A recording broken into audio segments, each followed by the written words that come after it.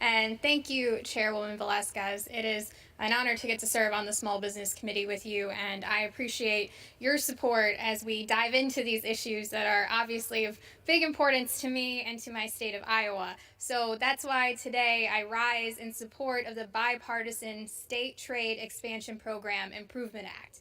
As the Congresswoman from Iowa's 1st Congressional District, I know firsthand that for our small businesses, the ability to access new markets and export goods promotes economic success at home and in our communities. Given the importance of trade in my home state, especially for our farmers, small businesses, and manufacturers, I have made it a priority to improve and strengthen the State Trade Expansion Program. The State Trade Expansion Program gives small businesses the tools they need to start exporting and expanding into new markets. Many small businesses operate within razor-thin margins and have only a few employees.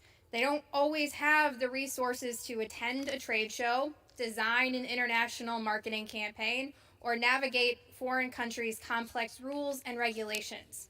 That's where the State Trade Expansion Program comes in.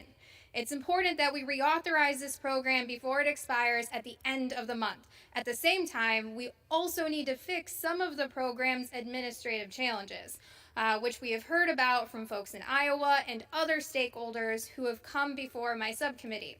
In the Rural Development, Agriculture, Trade, and Entrepreneurship Subcommittee that I chair with Ranking Member Dr. Joyce from Pennsylvania, we held 2 hearings dedicated to better understanding and addressing challenges with the State Trade Expansion Program. I also held a roundtable in my district to hear from the Iowa Economic Development Authority and also small businesses that have actually used this program. What we heard was that the State Trade Expansion Program is a great resource for our state, but we also heard about confusing application processes, tight timelines, and poor communication from staff at the Small Business Administration. That's why today, taking all of that feedback I've heard here in DC and back at home, I'm proud we are here to pass the bipartisan STEP Improvement Act of 2020. This bill would reauthorize the State Trade Expansion Program for 4 more years and make improvements like creating a standard time frame for applications, opening up more channels for input and communication between the Small Business Administration and the states, and then also collecting better data on how the program helps small businesses, which is the ultimate goal here.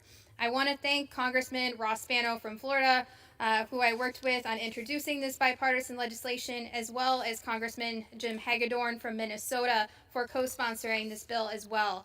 I will also note that this legislation passed through the House Small Business Committee unanimously. And so I want to thank my Republican and Democratic colleagues for working together to move this forward. I urge all members of this body to join Congressman Spano, Hagedorn, and me in supporting this bill. With that, Mr. Speaker, I yield back.